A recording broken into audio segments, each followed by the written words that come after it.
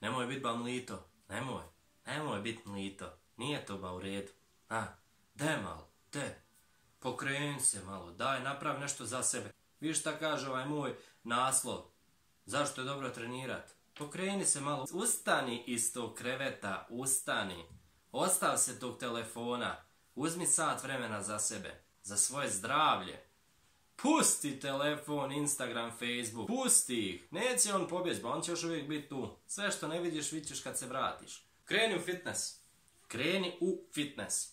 Počni dizati tegove, počni se malo baviti sa sobom da promijeniš svoj izgled, počni to raditi, jer će ti dobro doći u životu. Prva stvar što će ti dobro doći je zato što si napravio tu odluku da kreneš, da to radiš, da ćeš malo promijeniti svoj izgled.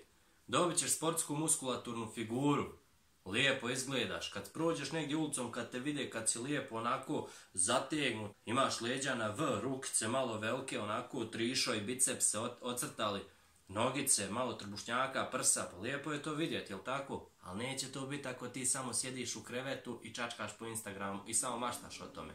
Neće. Kreni, napravi to za sebe. Ne mora to biti da ti ideš u fitness, izađi malo vaniba, imaš šipke, dižiš se na šipke, street workout. Znači sigurno ste pogledali 100 videa o tome, bilo šta, znači kreni, napravi nešto za sebe. Kreni. Najgore je ono kad ti govoriš šta ako, joj kad bi ja, treba to napraviti. Ja znam da je vama to teško sve krenuti, da na početku vi svi maštate da ćete za 7 dana biti neki bodybuilderi, ali da vam ubijem snove odmah, ne može, treba vremena. Realnost je takva surova, ali jebi ga, treba vremena.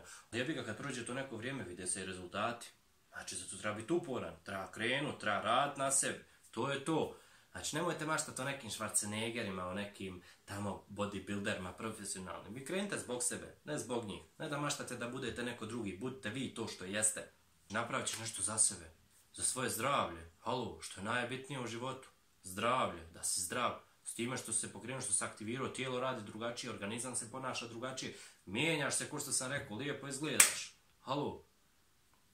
A gdje će ti bolje od toga, bolan? Imaš jednu zdravu naviku koju sebi stvoriš. Malo pripaziš na hranu, šta jedeš, znači ne piješ gazirano, ne jedeš slatko, ne jedeš masno. Napravio si već jedan velik korak što se tiče prehrane i korak što se tiče treniranja. To je bitno. Zašto je dobro trenirati? Zašto je dobro vježbati? Zato što radiš nešto za sebe, za svoje zdravlje. Stvoriš si neku zdravu naviku.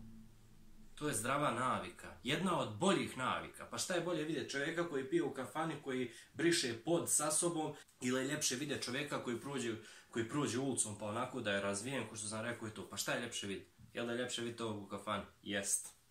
Jest, ali malo danas.